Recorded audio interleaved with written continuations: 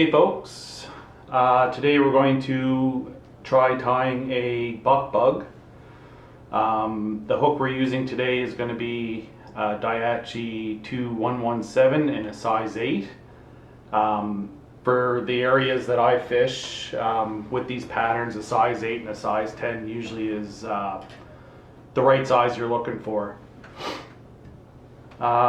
Generally with these patterns, like this is probably one of the most universal patterns that I keep on me, like in my fly box. These patterns are good in high water. You can fish them wet, and sorry, we're fishing for salmon and brook trout. And in low water, you can fish them dry, and they're amazing. Just like there's one river that me and my buddies go to that this is all we use the entire time we're there. It's such a good pattern. We're using 6/0 uni thread today.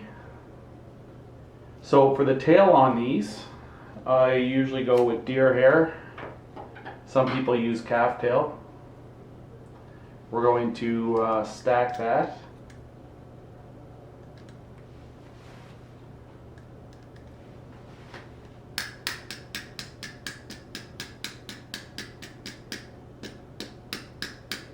Get a nice straight edge.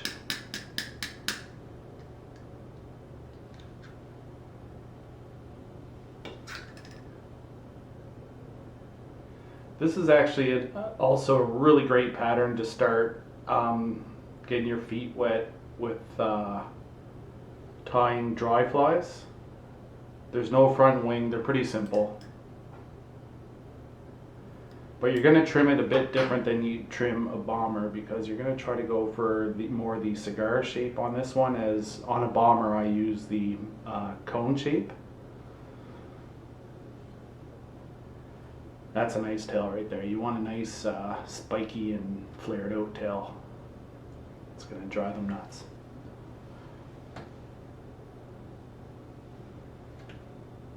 That's a nice size hackle for that. When we're preparing the hackle to tie in, we just kind of strip it down in a little section like this, and that way you can just tie it in. And I'm going to put tape on this.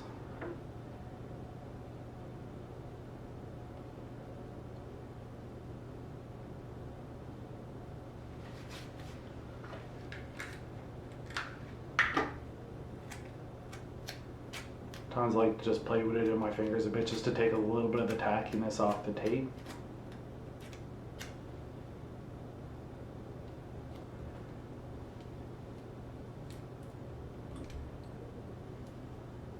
That's good. Now these flies also do really well with a chartreuse butt, a red butt, flow yellow works really well, and so does green. I think we'll throw a chartreuse butt on this one. And we're going to try using a UV reflectant head today too. So we use a smaller clump in the back, and that's because of trimming, and it's going to be in that like the cigar shape, so we know that we're going to be closer to the shank on the front and the back. So if you use a lot of fur on the back, you're not going to be able to get that down.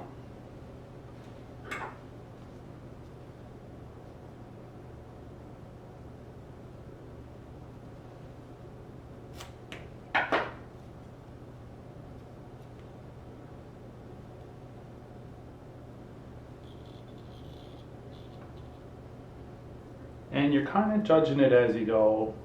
I could probably do another little bit there. Yeah, I'll throw some more on there.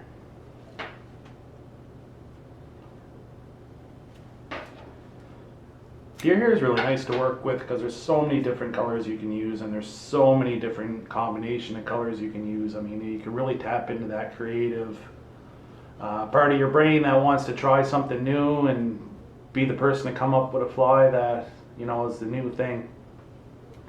Really big on being creative. As much as, like, you know, I like the orange bombers and the killer whiskers dry fly, I don't know. I just like it's more of an art for me, and you know, and being into art in that way, I guess I look at it as creating your own art piece instead of painting by numbers. So, you know, you should be able to do both, and you know, just get out and explore and see what you can do with what you tied. So we're going to go into the rest of our body now. We're done with this chartreuse butt. I like to pick a nice size clump when I'm switching between colors because it's going to help with getting that straight line.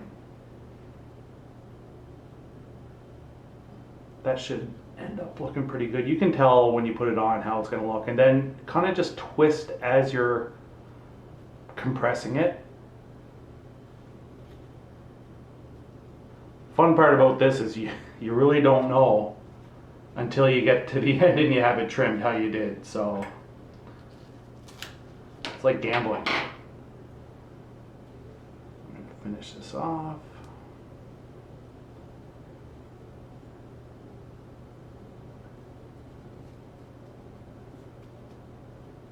And remember, we talked about it before in the bomber video, but we're kind of just putting our fingers around the shank like that, and then you're compressing in.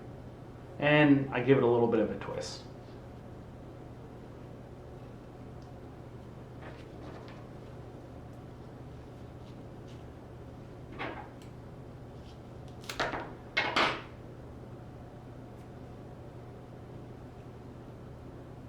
Really started getting into these patterns after seeing Lee Petal post some.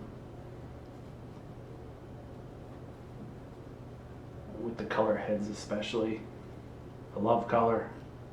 I'm a sucker for it, so when I see it, I want to do it.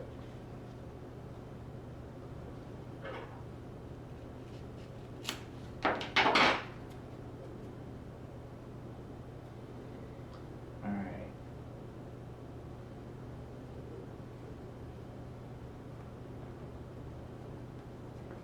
So, I think that gives us just about enough room up there that I want to work with.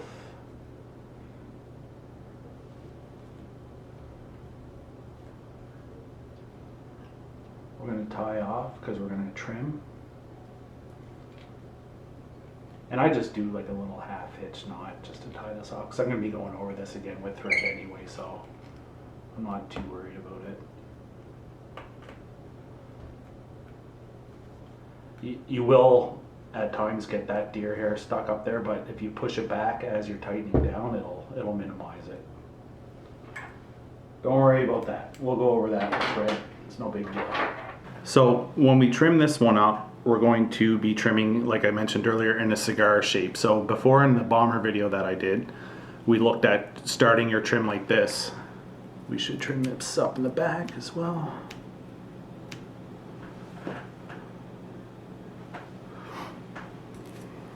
And then we're just gonna, and you don't need to get right down on your first cut, just keep your scissors straight, and we're using curved scissors too, which makes a big difference. I should have mentioned that.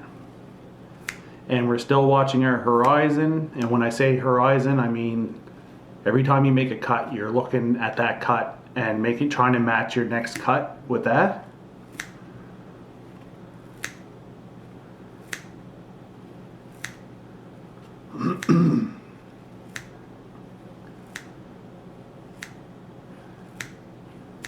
Now we'll start trying to bring it down.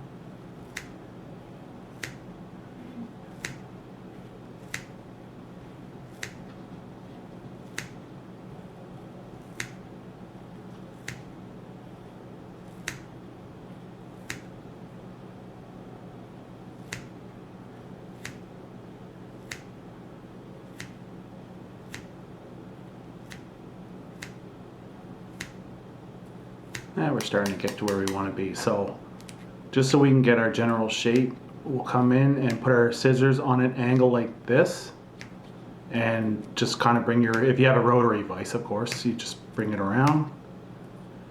Try to be cognizant of where your hackle is.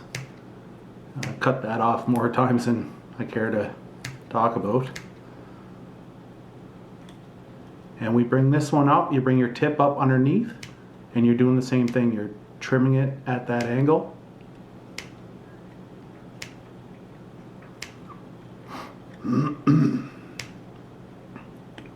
Don't be surprised if a cat jumps up on the table any second, because I can hear him down by my feet.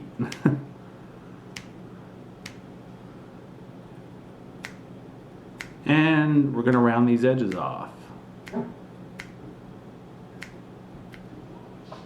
We're going to keep rounding these edges off. And you're going to do the same in the back. Basically at this point now it's a lot of like fine work. You're going to, once you get the general shape, then you're going to go and just kind of fine tune it to where you want it.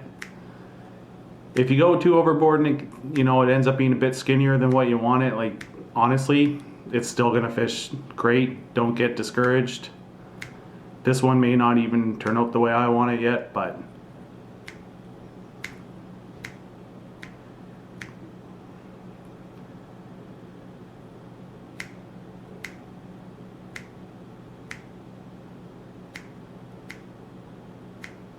and we're just rounding this off. While we're looking at our horizon shows us any flaws, anything hanging out.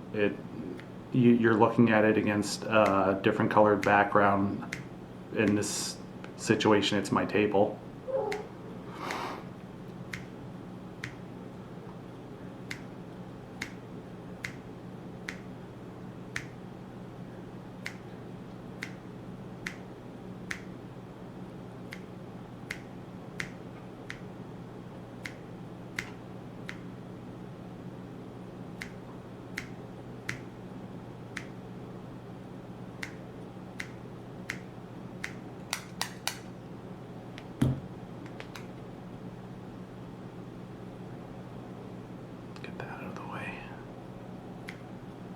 That's getting to be where I'm pretty okay with it. You know, just clean it up a bit here in the front. Get rid of some of that loose stuff there.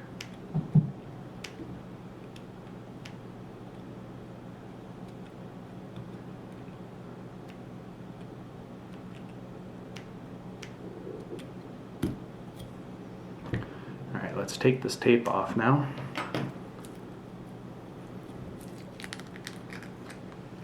And we see that we still have some stuff hanging out in the back here. I'm just gonna be really careful now because you got hackle in that area that we already tied in.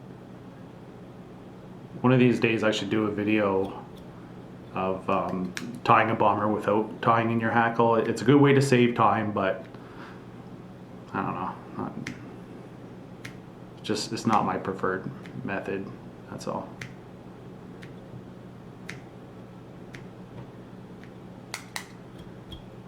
I want to say thanks to anybody that's subscribed to my YouTube channel so far. And I was pretty amazed, feeling the love. Thanks, guys. Anybody who hasn't, I hate you. No, I'm just joking. But I'd appreciate it if you did. Alright, so we're going to start off with our 6/0 uni thread again.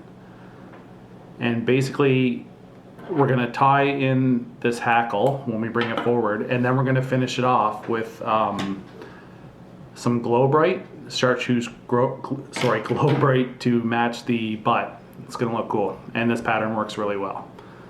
So like before, we come in and we just start our wraps. Try to keep them somewhat the same distance apart. If it doesn't look like it's the same distance apart, just back it off and do it again. Some people do this little wiggle as they're bringing it through. It can't hurt. Don't pull it too hard though.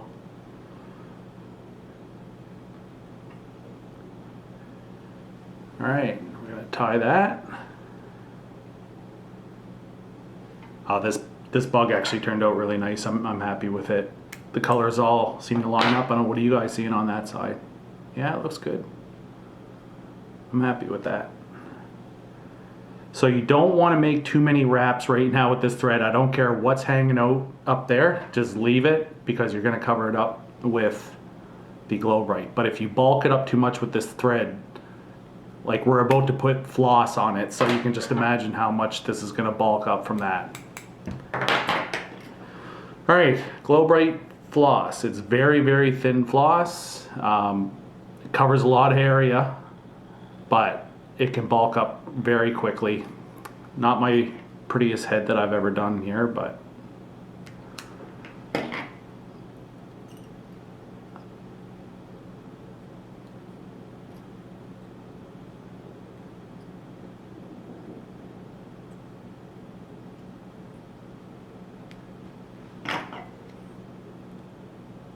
this is a big no-no. I shouldn't be using these scissors to cut anything. My buddy Sean Vardy taught me that if you got deer hair scissors, put them away until you're cutting deer hair. All right, and we all know that I use this tool wrong, so don't do what I do. Learn the right way. It works for me, but I wish somebody had taught me the right way at first. So that's a buck bug, and like I said before, these things are just completely awesome flies. They're so universal to have in your fly box. Trout love them. We had a fishing trip up on the Northern Peninsula last year, or the year before, sorry, that we had brook trout just entering the river, and apparently their teeth seem to get a lot bigger when they're going into mating season. And we destroyed like a box of these buck bugs. That's how much action we had on them. They're so good. Thank you guys very much for watching this video. If you'd like, subscribe to my channel. I promise I won't hate you if you don't, but I always appreciate it when you do. And yeah, I look forward to doing it again. Thank you.